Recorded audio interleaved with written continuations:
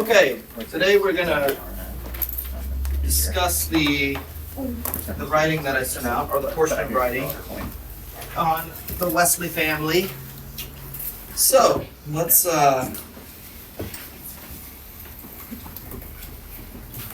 get started. Does everybody have that in front of them? Well, I'm gonna have you guys read through, and we'll kind of discuss through it a little bit. First of all, we'll go through it first. I don't want to hear your thoughts right now. I know that it was a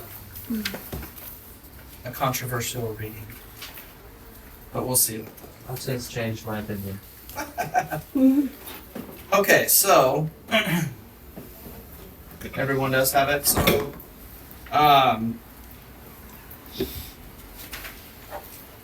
somebody read for us the first section up to the heading, or the heading title of Conquering the Child's Will. And you can start in the second paragraph, which starts with the children were always put into a regular method of living.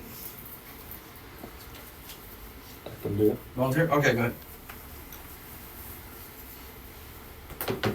The children were always put into a regular method of living, and such things as they were capable of from their birth, as in dressing, undressing, changing their linen, and so on. The first quarter commonly passes in sleep. After that, they were, if possible, laid into their cradles, awake, and rocked to sleep.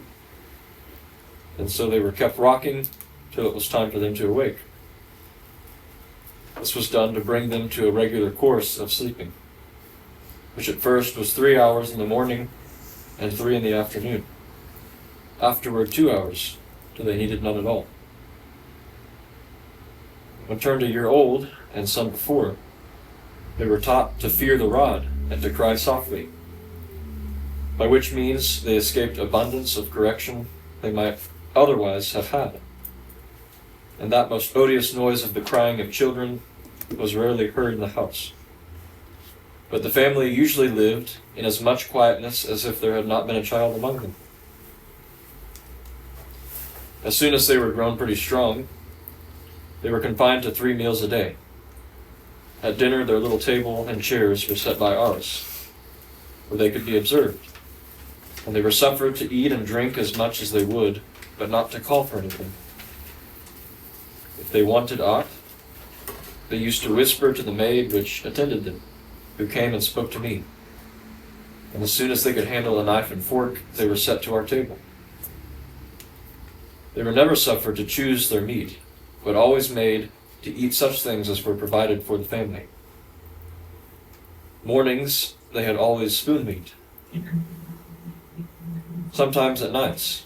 But whatever they had, they were never permitted to eat at those meals of more than one thing, and of that sparingly enough. Drinking or eating between meals was never allowed, unless in case of sickness, which seldom happened. Nor were they suffered to go into the kitchen to ask of anything of the servants, when they were at meat. If it was known they did, they were certainly beaten, and the servants severely reprimanded. At 6, as soon as family prayers were over, they had their supper. At 7, the maid washed them, and beginning at the youngest, she undressed and got them all to bed by 8, at which time she left them in their several rooms awake. But there was no such thing allowed of in our house as sitting by a child till it fell asleep. They were so constantly used to eat and drink what was given to them, or was given them, that when any of them was ill, there was no difficulty in making them take the most unpleasant medicine. They durst not refuse it, though some of them would presently throw it up. This I mention to show that a person may be taught to take anything, though it be never so much against his stomach. Okay, so in this first section, I had part of the assignment that you guys had a couple of weeks ago. Take some notes and write down some thoughts. So some of you share your observation or the thoughts and notes that you took. Some insight there. we'll try and take it one section at a time. So if you've got something reserved for something ahead of us, then just wait for that. But anything related to this section?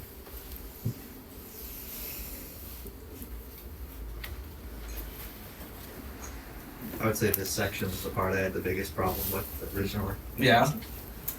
Share your struggle with us. When turned a year old, taught to fear the rod and cry softly. Just That one got you, huh? Well, okay, but why? Like, what do you think that? Like, how are you? What do you think that means? Especially then followed by there were no cries of children in the house. Mhm. The ways that was bred to me was when children are that young, like a year old, there is no like. I don't think there's anything that can be taught, especially by punitive measures to a child that young. I don't think the brain is capable of absorbing that. And so in my mind, when I hear that there was a quiet house full of children that young, that sounds like because they were in absolute terror. And that it is by fear of that rod and, in my mind, abuse, that stillness of fear, which I have experienced, is not one that I would want to model in my own house. Okay. So is that still the way you think about it? For the later ones, given the context of those, less so. I still have yet to be able to find a positive light from the first section. Okay. I think that is understandable. I think it is probably somewhat presumptive Sure. on the nature of the discipline and the application of the rod, and some of which is, as you mentioned, further along in the writing, at least, qualified to a better extent. So I don't know if it was in this section because I've already forgotten, but I know that there is a portion where she mentions the phrase "as much as they can bear," okay, and what is appropriate or prudent for their age. So the imagery here is not one of lashings and punishment and torment. It is correction and training. So the other thing that I think that is probably it needs to be better understood on our part is what a very young child is capable of in terms of understanding, receiving. So while cognitive development may not have progressed to a certain point as it pertains to communication and interaction with words, that doesn't mean that there is not understanding. And so even at the early months of infancy after birth. So let's back up into the womb and then near early stages of life outside the womb. It is scientifically proven that a child recognizes their parents. That is a learned behavior. Okay? It is learned through rhythms, frequencies, and other senses that the young child is completely and wholly capable of understanding, but without cognition. Okay? So, if there was no recognition, then a mother's voice and touch would offer the child no comfort. But that is very easily understood and identified and can very easily be observed when it comes to the life of an infant. That's something that is almost, it seems natural, but it's actually learned. It's learned environmentally, it's learned through rhythms and frequencies. So much of what I see as a recommendation in this first section as it pertains to the first year of life is not about and honestly guys, when it comes to that time of your life and the actual outworking of it, there are going to be different nuances. I mean, medical what am I trying to say? Progress, understanding. That would even change some things here, as it pertains to, a lot of the medicines that were taken then were, a lot of bitter liquids. And so, it was very practical in that sense for a child to be trained not to resist things that could be potentially helpful for them or relieving to them in a certain manner. But this is not an attempt on my part to step on the toes of your personal philosophy as it relates to medicine or herbs or anything like that. So what we're talking about is the receptibility and the amiability that a child has. So to your point, Jaden, yes, just like we would see and be able to observe we have not done this, I think maybe the Fries have done it and maybe the Lacastas, I know my parents have, but if you take an animal from a shelter or you adopt an animal, and actually Coco was an adopted animal. And so you can see the learned behavior that they have based on the treatment that they had previously experienced. And so, that can be pretty traumatic for the animal. And they react based on that trauma. Some animals prefer, males over females or vice versa, females over males because of that previous experience that they've had. And so, and these are not highly intellectual, cognitive beings. They go through, they don't understand words necessarily, but they understand tones, wavelengths, frequencies, and feelings. Okay? And there is nowhere here suggested that you're going to go out and get a bamboo cane that is as rigid as you can and leave a whelp on an infant. That's ridiculous. And that should be understood to be ridiculous. So, however, a small motion to a child that is consistent, so that's the point, is a consistency so that there are rhythms and frequencies that are understood by the child. And what the whole goal of the first year of life, of what I understand, very much communicating here, is to create a rhythm. Create a rhythm that is understandable. If you let the child create the rhythm, then you will always be at the mercy of the child's ever-changing rhythm. That's a very simple process. That's a very simple principle, is what I'm meaning to say. The nuances of how you and your spouse want to engage that principle with your child are going to be somewhat up to, hopefully, conversations that you've had early on in your relationship and as you anticipate child rearing in that sense. But these things are, and as we're going to see this develop, these things have to do more with your consistency and discipline in life than it is about imposing it on someone else. So when I see Suzanne and Wesley, maybe there are some things that I may not wholeheartedly agree with in terms of that, but I think that when we read this, it comes through the lens of our experience many times, and not necessarily through the way that it was applied. And so, anyway, that's as far as I go. We'll have more discussion about that, I'm sure. Any other thoughts? Does anybody else have any comments or notes in that first section? Thank you for sharing, Jim.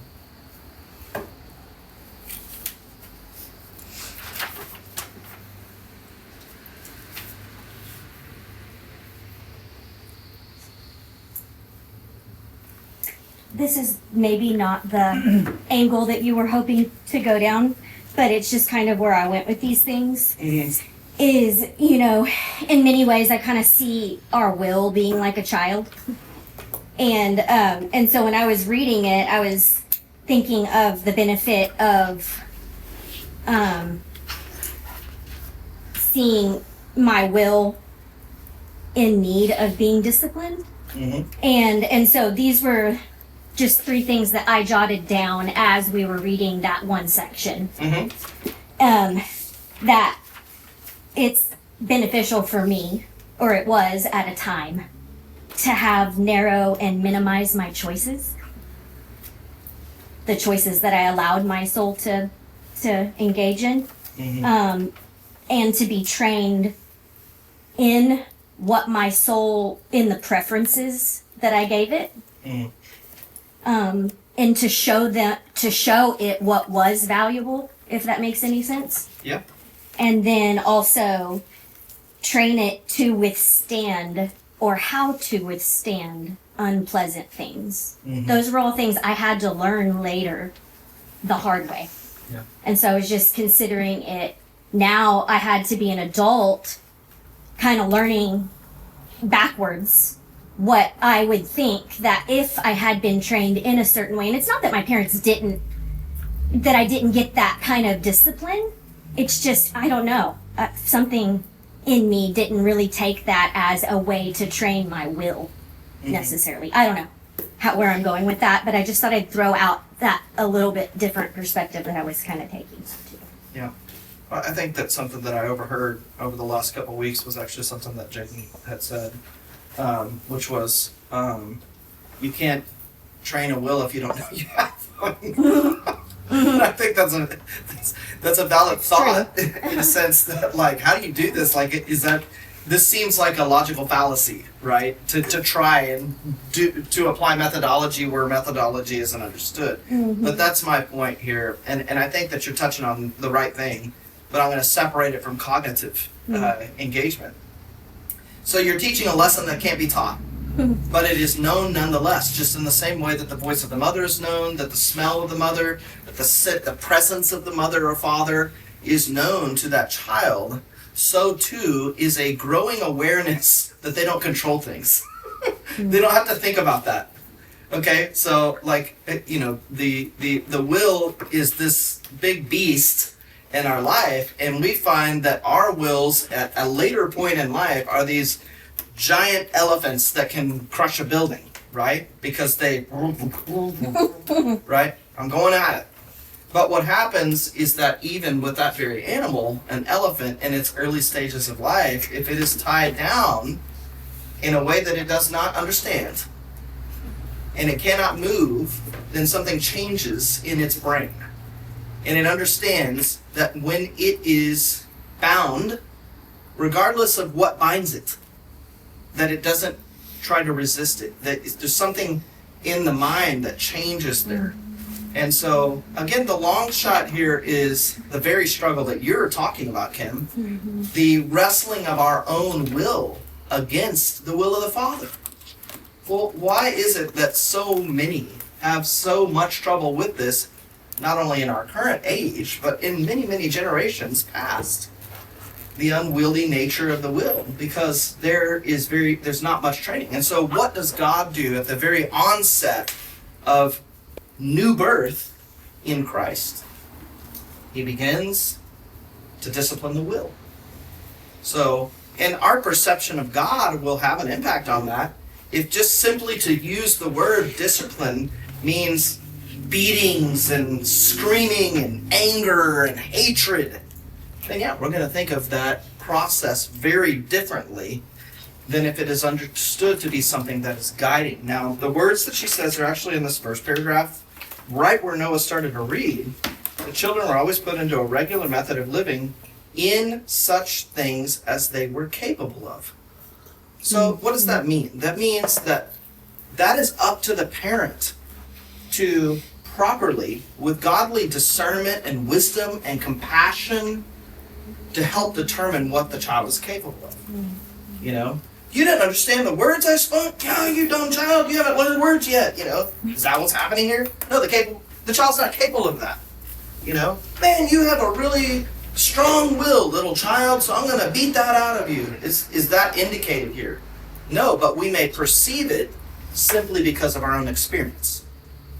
And that is not what is being suggested at all. What's actually being the two words, regular method. Well, that is rhythm and discipline. That means it's something that's learned as a practice. And where does the responsibility lie? On the child to know what to do immediately, or on the parent to put it into practice? Which is it? It's the parent.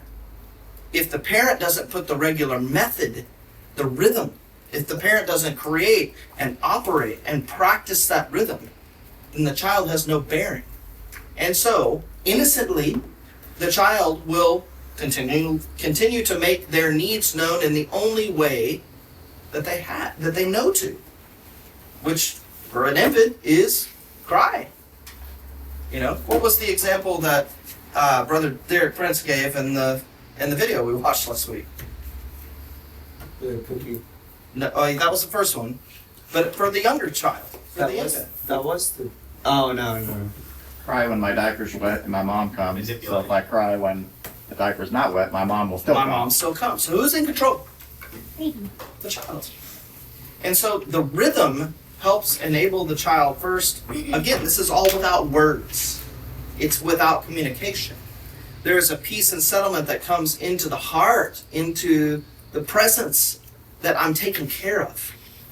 I don't have to cry to get something because, now, are those words that infant is thinking? No.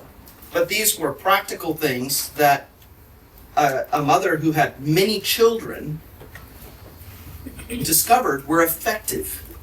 And it wasn't through punitive punishments. Sparing the rod is not just an instrument of pain and suffering. It is something that is given a straightforward directive. It's like a boundary. Okay? Sparing the rod of discipline is to point out the straight path. So, is there a physical aspect to this? Yeah, I do believe that there is. But the way that is measured out is very important. So the rod is, there are physical prompts that they're not even meant to cause pain. They're meant to cause awareness. You understand that? So much of this has to do, now if a parent, any parent, is acting out of their own frustration, their own lack of patience, well, then we have a problem. Mm-hmm. So again, where does the problem stem from? The self-discipline of the parent. Their willingness to put something into practice in a particular way. So we need to understand that this is not primarily, and that this will be further described in the next sections, about what is to be done to children and what is not to be done to children, or what they should be allowed to do or not be allowed to do. It's actually how disciplined of a parent. How disciplined is your life? Are you consistent? Does your child understand and perceive consistency in every aspect of life? In the things that you train them into, in the things that you keep them from, and in the things that you keep from them, and in the things that you offer to them. In a physical sense, in an emotional sense, in a spiritual sense. And we see all three practices laid out within the first year of life. Okay? So, again, next, even before that paragraph ends, I'm bringing them into, I have a nap time, I have this. Now, I'm not telling anybody, even if you should or shouldn't do that, but what's the overall goal is to get them into a rhythm. She describes that as a regular course of sleeping. And so they're training the body. You train the body in the same way that you train the mind. The mind is actually, and especially for a child, they are very teachable. Mm-hmm. They actually have a ravenous appetite to take in information. And so when the wrong signals are given, well then that starts to establish it. Whether you can agree with this or not, it's pretty obvious to me. You don't have to have language to establish ways of thinking. So the child that wants attention is not actually thinking in words yet. It just knows what it wants. And so when you help initiate a process by which a child, even an infant, is able to understand certain things through consistency and rhythm, then that would prove to be a really great benefit to their life. So I think in our midst, I wasn't as privy to some of the habits and other things of some of the other families, but I was able to be a direct observer of the Lowe's and how Ben and Cheryl raised their children, and there were a lot of rhythms and schedules, and that was, I think that was a huge benefit for you guys, because I can still see it as something that is like really has been and still is healthy for your life in a wonderful way, and it has affected not just your ability to go to bed at a particular hour, but more in the way that you process obligations in life and implications from other relationships with people. Those have had positive effects. So I think that's a living example for that. And does that last? Does it work the same way throughout every stage of development with a child? Clearly not. And I think that's one of the interesting experiences that the Wesleys had. That's described in upcoming sections. So you guys aren't saying much, so I'm saying all of my notes. Okay, sorry, the last little squeak that was. It was nice. You like that? It's my part of the comic book relief. So the next thing I took some notes on were related to what they ate and what they could eat and when they could eat. Why is that important?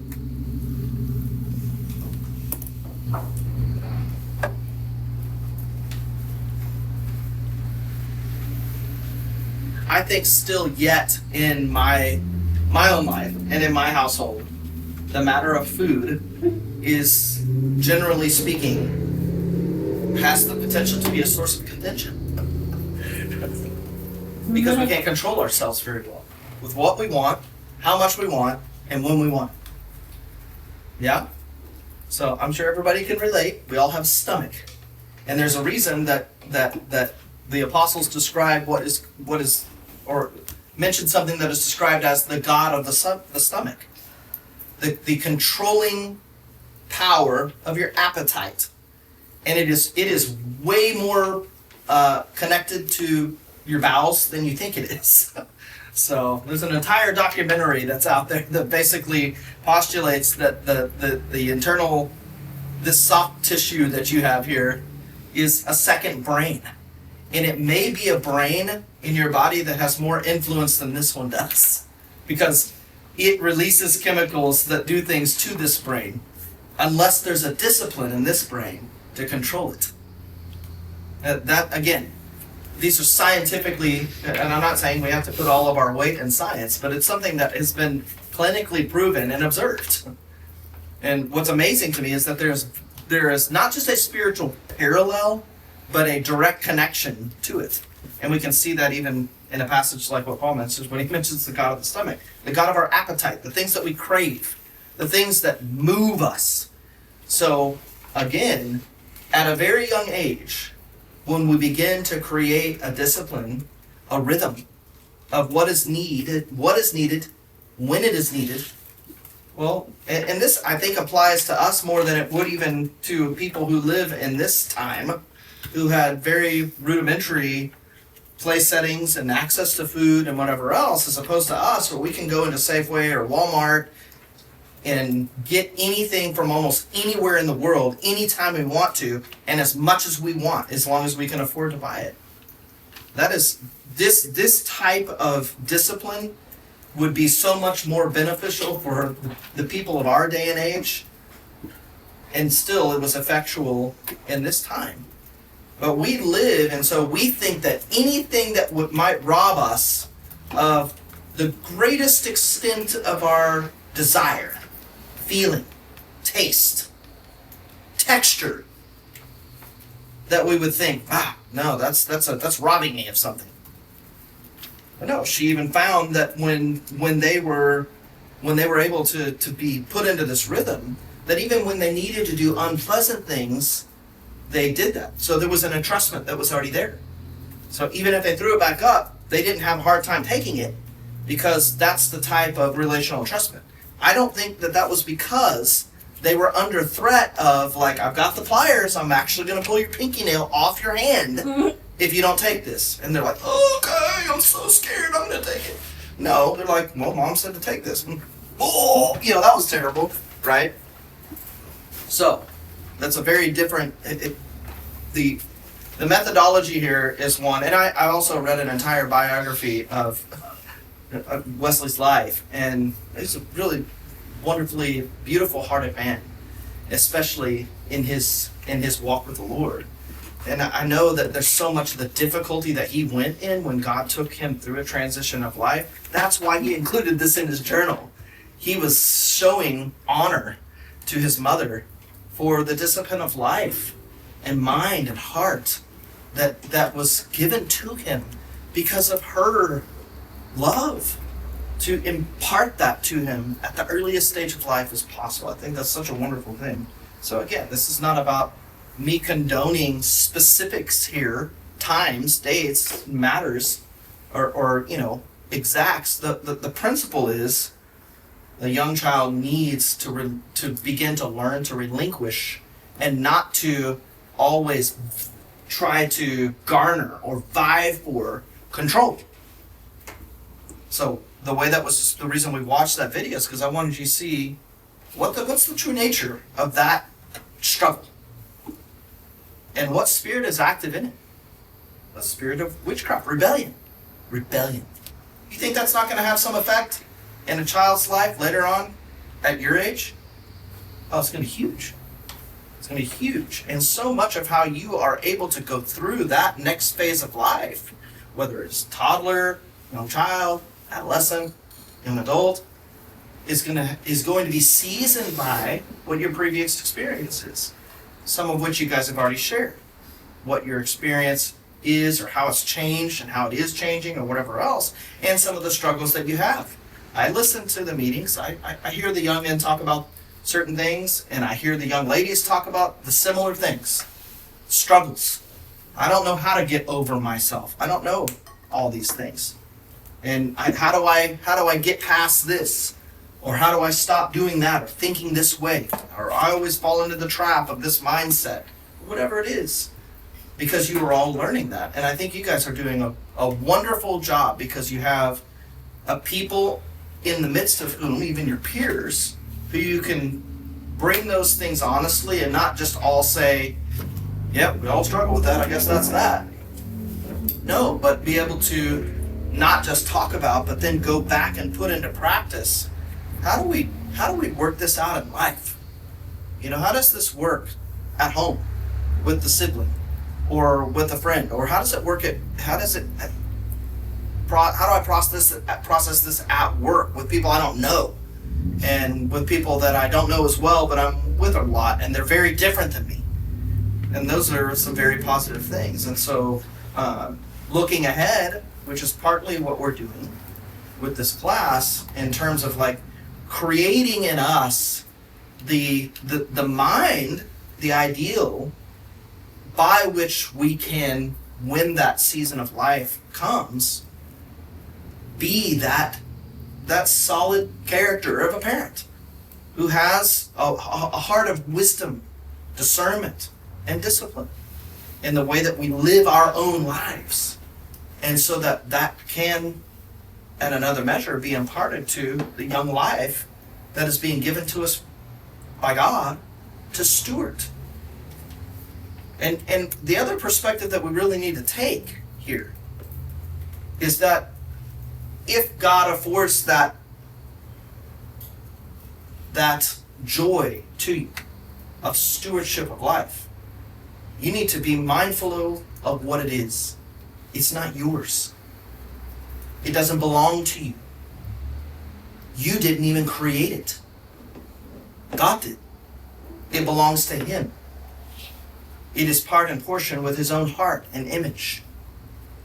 And that gift and joy of being able to act on God's behalf to another who has no control, who has no strength, who has no knowledge, is a pretty awesome task. One that should be very soberly thought about, weighed out, before venturing into, oh, look, babies, they're so cute. They do make all these cute noises and faces, and they've got the cutest little outfits and tiny little feet and shoes. And I mean, that stuff is wonderful, guys. The experience of being able to, in a certain manner, behold your own image in another phase of life. I don't know how to describe that. It's incredible. But there's a lot more to it than that. A lot more. So these are very important considerations. And you don't need to be rigid about it. You just need to have a peace in your heart about it.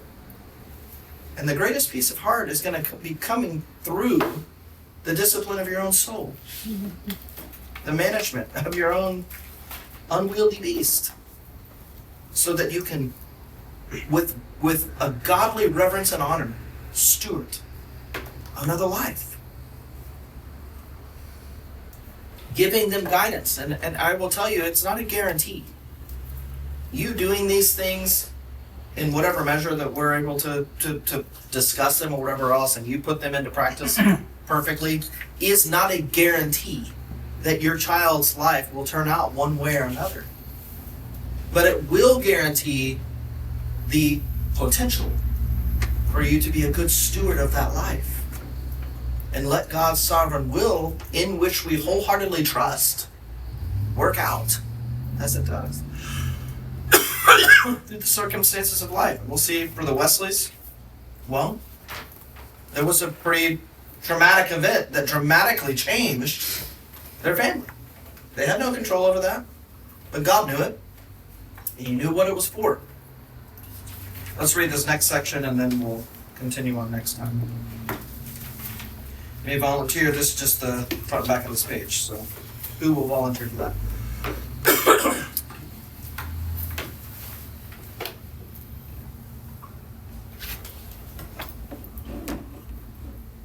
Where did you say? Starting at conquer the child's will and read just that section. Okay. Does that mean you're volunteering? Yes. I love it. Speak loudly. My ears. I will try. Okay. No, you will. No trying. I will.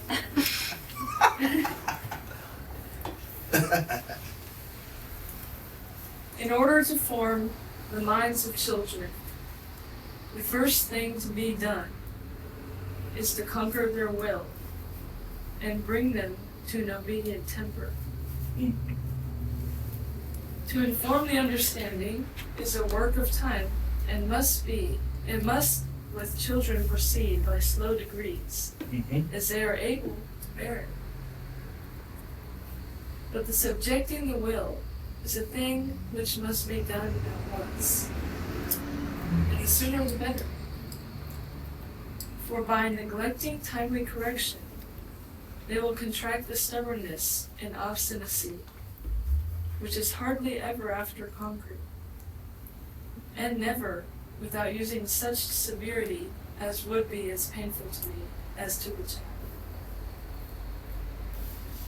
In the esteem of the world, they pass for kind and indulgent, whom I call cruel parents, who permit their children to get habits which they know must be afterward broken. Nay, some are so stupidly fond, as in sport to teach their children to do things which, in a while after, they have severely beaten them for doing. Whenever a child is corrected, it must be conquered, and this will be no hard matter to do if it be not grown headstrong by too much indulgence. And when the will of a child is totally subdued, and it is brought to revere and stand in awe of the parents, then a great many childish follies and inadvertences may be passed by. Some should be overlooked and taken no notice of, and others mildly reproved. But no willful transgression ought ever to be forgiven children without chastisement. Less or more, as the nature and circumstances of the offense require. I insist upon conquering the will of children betimes, because this is the only strong and rational foundation of a religious education, without which both precept and example will be ineffectual. But when this is thoroughly done, then the child is capable of being governed by the reason and piety of its parents, till its own understanding comes to maturity and the principles of religion have taken root in the mind.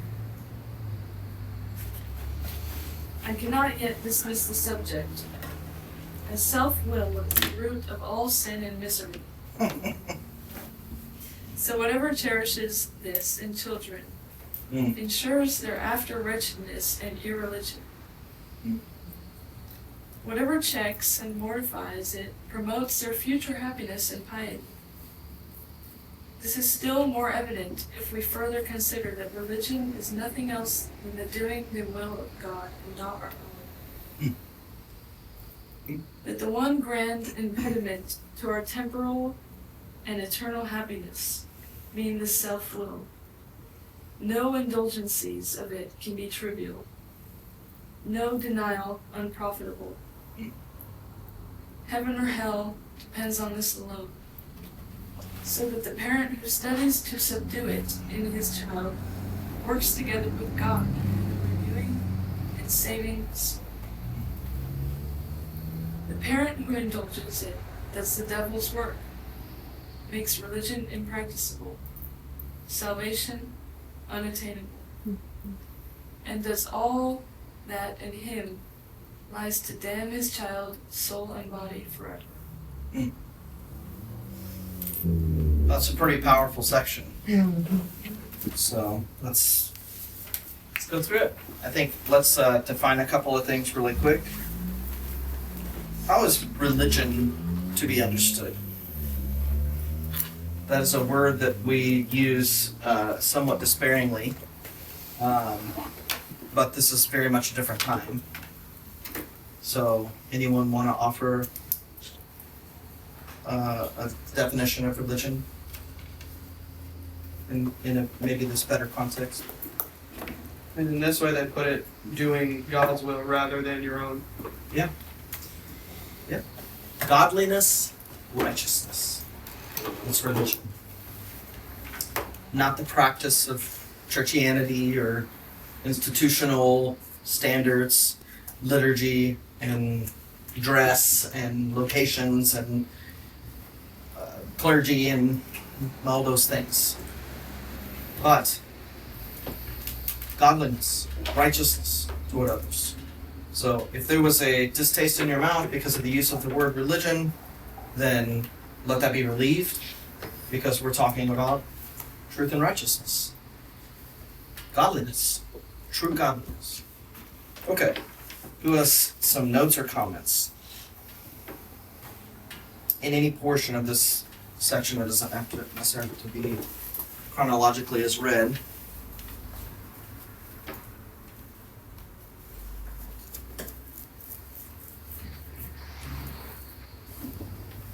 I do think that it's really beneficial in the first paragraph there there are some very key words in the way that she describes this. So she says, bring them, that indicates a process, and then she directly infers to that process. To inform the understanding is a work of time. This doesn't happen in a day or in a week or even a month. This is something that, again, it's a learned practice and rhythm. And she very explicitly says, it must. So don't go fast with children. It doesn't work that way. You cannot demand something of them all at once. So she says, it must proceed by slow degrees as they are able. So as they are able to bear it is a direct burden given to the parent for godly wisdom and discernment to be applied in that process. Now, maybe also with counsel, the counsel that the husband and wife share together, the counsel that they may seek from others to learn of that. But I think the majority of it is pretty obvious. you are aware. Go ahead, Matt.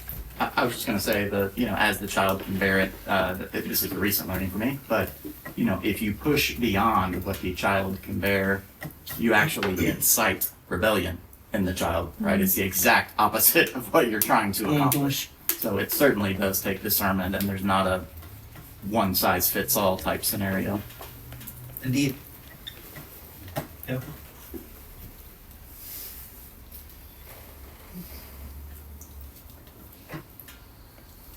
Was this altogether so uninteresting to you guys that you have no comments? I think the elephant analogy here is so powerful, just in terms of do you guys know, I can't remember when and where that was shared, which one we're talking about there. So when an elephant is a baby, so think of trying to raise an elephant to participate in the circus, right? So when you have a baby elephant, right, how do you restrain it? Well, with the baby elephant, they'll take a lead that is strong enough to withhold a baby elephant, right, and tie it to a base that is capable of holding it, and so the elephant can't break away. And when you do that, when the elephant is a baby, when the elephant is full grown, you can take that same lead and tie it around the elephant, and it won't break away, right? Its will is broken and its mind, even though obviously the full-grown elephant at that time could just pop that little leash right quickly and go on its own way. And so the thought is doing something when the elephant is little and a baby, right, that benefits it tremendously as it is older. Mm-hmm. I mean, and I just thought you guys could, excuse me, make a note reference of this. I think actually all of you have visited this recently because Sister Nicole sent it out. But if you want to read more about the harnessing of, or the restraining of the soul. Yeah, Jaden brought that up today. Read through Bill Britton's writing, The Harness of the Lord. Mm-hmm. Now, that is an example given to what I would say are maybe those of more of an adolescent to adult age, because of the way that the will needs to be mastered at that point in life. But imagine how different it would be if there was already some experience and practice with the negation of the will, because it was something that your parents gave you as a discipline. So again, many sports analogies can be used here.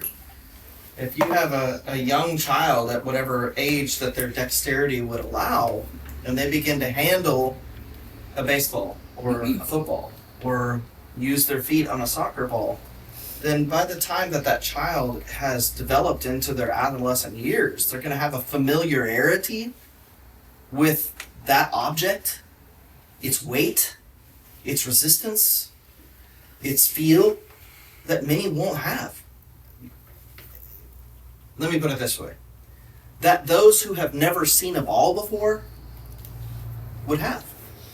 They have no idea what this even is. So their experiences after all of their cognitive and dexterous development are all new and fresh. They've never felt the weight of the ball. They've never sized its circumference. They've never thrown it or kicked it or had it bounce off their body. They've never used it as an object to reach another goal. Their mind has never even processed. Does that make them bad or wrong?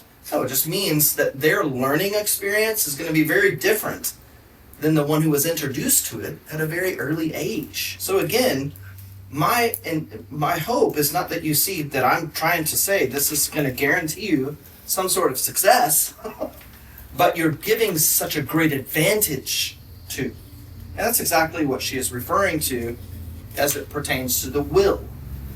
You give a distinct advantage to where most people say, it's just a little kid. Oh, that's so cute when they do that naughty thing. And when they want something for themselves or whatever else.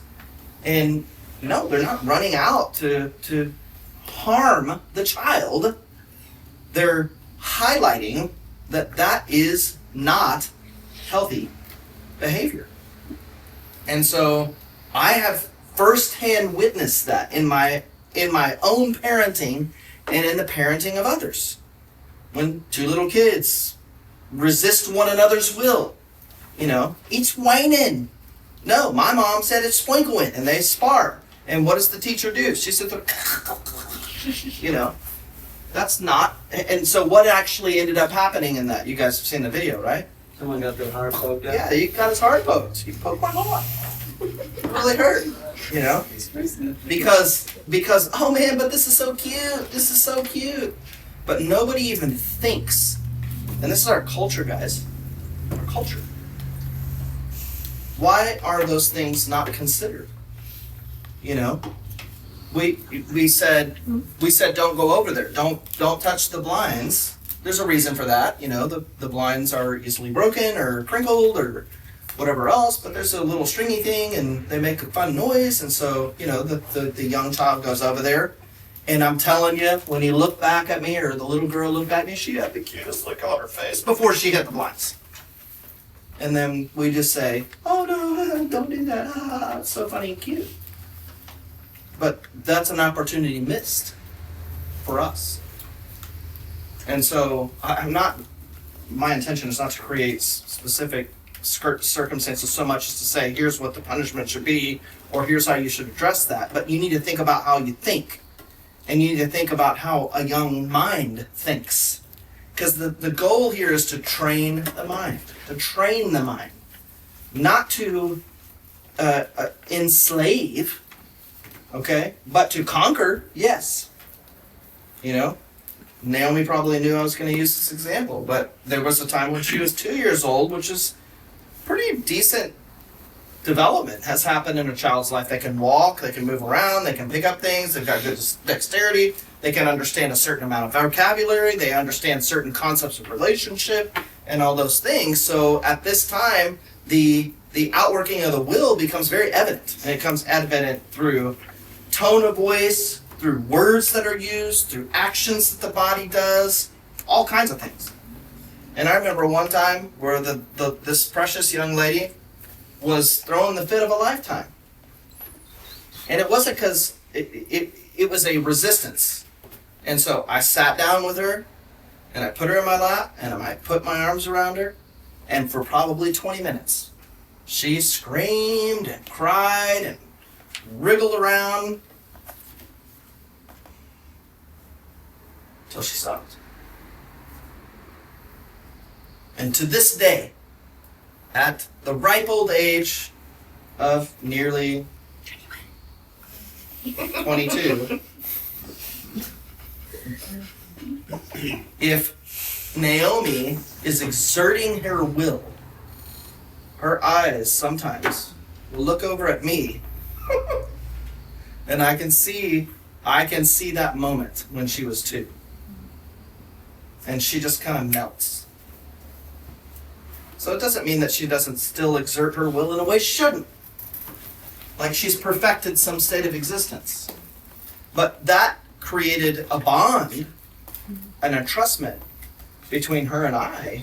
Now, I'm not saying that Naomi and I never have an engagement of will either. But that experience forever affected her life in a certain way. And I'm not saying I did everything right as a parent. I certainly did not. But there were certain things that were very effective and had a very good effect on the mind and heart of the child, not only as it relates to my personal relationship with them, but Naomi is able to use that instance and the relinquishing of her will to me as a means by which to understand how to relinquish her will to others. And ultimately, to God.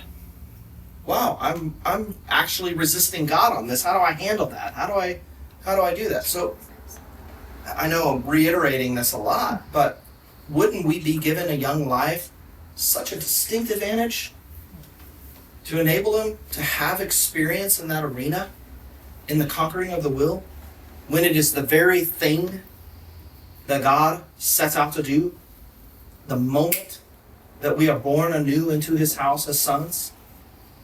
I can't give you responsibility in my house. You have a will of your own. You're still my son. But I can't impart to you certain aspects of my nature, and I certainly cannot give you certain responsibilities in the midst of my household when you do things this way. I won't do it. A good father would never do that. So those are good things to learn. Who else has some thoughts and notes?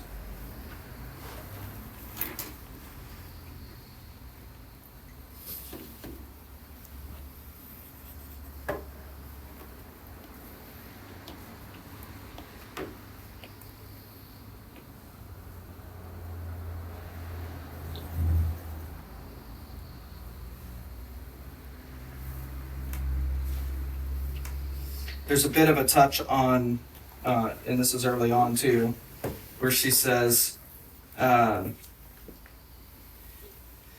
will contract to stubbornness and obstinacy, which is hardly ever after conquered. And then this statement is a bit of a difficult statement, but I think it's very poignant as well. And never without using such severity as would be painful to me as the child. So the question and matter here is, what's the boundary line for the severity of the punishment that I impute on this child? And I think that is where I will let it lay, in terms of that there needs to be discernment applied there. And the primary means of discernment, I know that we might think of this in terms of, actually I remember when I was a young child, probably younger than 10, and actually this is a current issue, because some teacher in another state a teacher of a Christian school had a younger sibling video her disciplining one of the older siblings.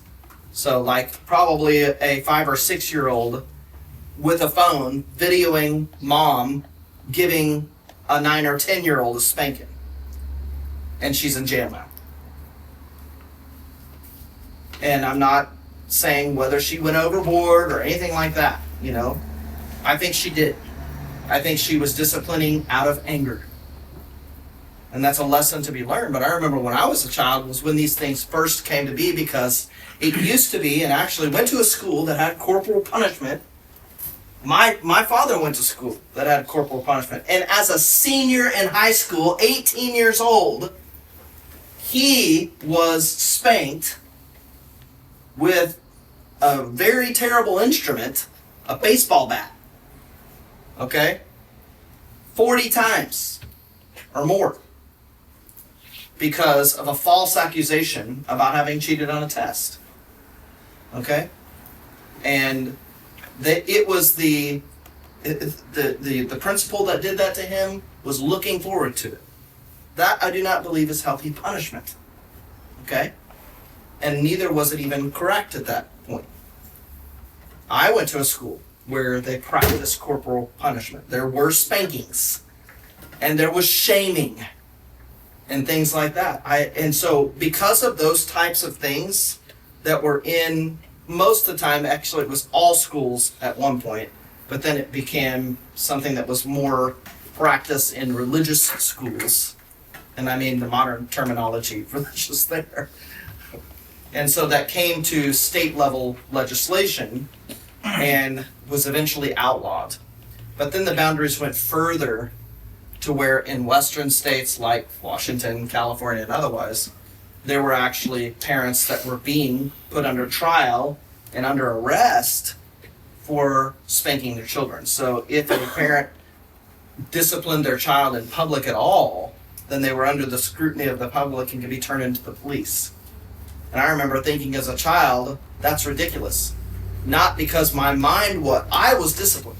I was the recipient of spankings and other things, but I knew my parents' heart in it. And I've explained this to you guys before, that my father never, not one time in my memory, ever disciplined me punitively with spankings without, let me say, first of all, never in anger and never as a reaction. Okay? Like you did something wrong, like that. He never did that. Not one time. And I never received a spanking without being taken to a specific place in the home, which happened to be my parents' bedroom, and sat on the bed with my dad sitting next to me and him saying, "Why is this happening? What is this for?" And discipline was met out, and then I would typically receive an embrace from my father. And that was that. And the issue was not brought up again. So there's a way to do that, in a way that conveys love, but also sternness, direction, with boundary. And again, I'm not trying to create boundaries. That is something that you have to figure out. You know, if you have a propensity to lash out emotionally, and if you have not yet grown to the point in life, even where you can't control those things, then it is appropriate to give that over to someone who can. In my household, my mom did that often. You know, her experience was not the same. And my dad's experience was that. But he made a very different decision. You know, both of my parents were raised in homes where corporal punishment was pretty regularly met out. And sometimes you got spankings just because you were going to mess up that day anyway. And in my mom's case, you know, she was actually abused. And so my mom did not abuse, but she had a tendency to react and also to punish because of emotional reaction. And so often she would reserve and let my dad take care of that. I think that was very wise on her part. And I'm not saying that I'm not even proposing that my dad did everything perfectly, or nor that neither of my parents did. But they were very calculated and measured in what they did, from my experience. Okay? And so I think that was a helpful example. Now, can I say that I have never punished my own children outside of all emotion and reaction? No, I cannot honestly say that. So I know that if I have, especially in latter years, you know, like Noah had to get a spanking last week, and I'm just kidding. We're all reminded. But I think that my sons and daughters know when I have crossed a line that I have tried my best to come back and say, I crossed a line. I made a mistake. And I want to make that known so that you know the difference. And so that's not just simply an act of humility or anything. It is a measure that helps maintain honesty, transparency, and also, you know, a forward look at relationship, because we're all going to make mistakes. And when you are in a position of authority, then what is required of you, probably on very high on the list, is an ability to recognize, to admit when you've done something wrong. That's super important. So that severity statement is something that I think is really part of the discernment that you have. And then, the last sentence of that paragraph obviously can be disturbing, you know, severely beaten. So I think that the severity of the infraction is what is the primary consideration there. I am not telling you whether or not I think that Suzanne Wesley sometimes punished with great severity physically or not. That's not my point. But I think that a way that we could understand this well is related to the severity which she metes out in consequence. So because she says in the next paragraph, some of these things don't need to be recognized. And that's up to you, you know, where you step in. You know, the point here is not to be following your child with a hand raised everywhere they go and in everything they do. It's more to see how they think and to help guide them in their thinking.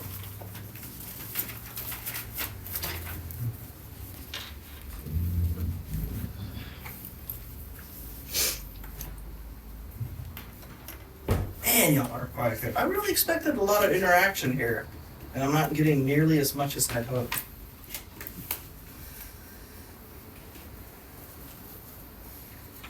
No? I insist upon conquering the will of children betimes. What does betimes mean? Not even a question about definition now. Betimes. Old English word. Patty? You can look it up. I don't know what it means. Hannah? Any guesses? Never heard of it. So everybody read this, didn't even know what betimes meant. It means early on. Before a certain time comes, betimes. So this is something that needs to happen early. So it's helpful if you're going to read something that might have some benefit to you, that you understand what the words mean, right? Yeah. Don't be afraid to look things up, and don't be afraid to ask for definitions. Sorry for those who I called upon. I didn't really think anybody would. I thought maybe some people look it up, but you don't need to feel that if you don't know what good times meant. I looked it up when I read it, just so you know. But that's why it was highlighted to me. Okay. Any other thoughts or comments? I didn't have much to say on this initial part because I had more to say about the later part of the writing. So. Yeah, that's okay. That to me was the primary section of the writing, because it is the foundation of all that is done before and after it. It's the goal of what is done before and the foundation of what comes after. And that is the conquering of the will, which we can see through her own emphatic description and definition of what true religion is. What it comes to is the doing of God's will and the resistance towards God's will that we each face in life and in our inner man. So what I want you to carry away, and then we'll finish next time going through that, is what an awesome privilege it is to steward a life. I don't really think any differently of your own lives right now, of any one of you, and what we practice mutually together here at the Culture Center, in our lives at home, at work. We're like this grand experiment. So we're a very small community, but we have all these arenas of life in which to practice this. And we have this kind of free discussion time, and we can bring in other subject matters and thoughts. And I know you guys meet, the girls meet, the guys meet, and y'all meet together every other week, and some of the older folks and the older young ones. But the whole point is, how does this work practically? How does it work in real life situations, in real life relationships? And what's it going to be like ahead of us?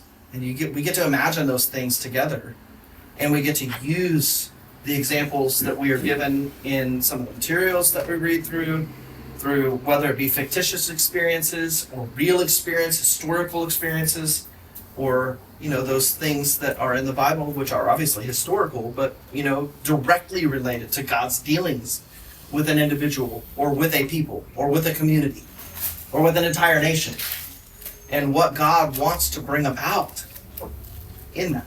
So that's why I wanted to share this with you guys, because that was very exciting to me.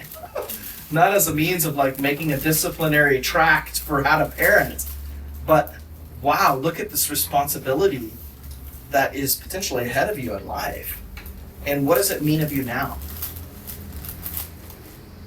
Somebody answer that, and then we will close. How does this pertain to you right now? Because we're still learning, we're still being taught. It doesn't not apply to us anymore because we're not young children. Because a lot of us, at least I know I am, I'm still young in my spiritual life. I'm still learning to tell. I'm still willing to change. And I would add to that, this is not just about a level of maturity. It's about a commitment to and a practice of what? Self-discipline. Yeah, godly discipline, for sure. That applies right now. It might today. sound goofy, but many of you are all of you are in an in-between stage of your life. Obviously, some older than others, but I was just kind of thinking of a goofy thought of like you're almost at a point where you can parent yourself.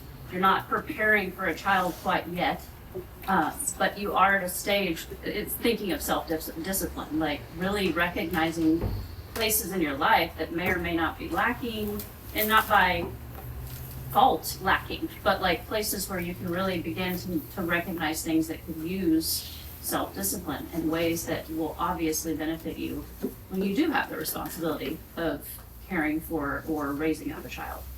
So I don't know, like it's time to learn to parent yourself in many ways. Well, and that is a natural course of life, that you would have a stage of life where you're growing not just in independence, but in responsibility and culpability of life. You're taking on more responsibility, not only for yourself, but you're seeing that the responsibility that you take on for yourself also has an impact or an effect on others in your life. And yet, it has not yet been directly imputed to a blank slate of a young life. So you do have very much that opportunity to put this into practice. That very much applies to you now. And the better that it's not about the height of maturity that you're able to achieve before then, lest any of you say, well, I'm not going to have a child because I'm not mature enough yet. That's not the way it works either. But the commitment to the process that God has in us will bring forth that culture in your own household. And that's why we practice it in the way that we do in life together as we are. Lord, I bless these young people. I thank you so much for their desire to come under your hand of discipline in their life. And I pray that as they do, you would open up their inner man. This is the true nature of Jesus coming in as a conquering king, to open up the seals within man so that Christ can be revealed in you, the revelation of Jesus Christ in you.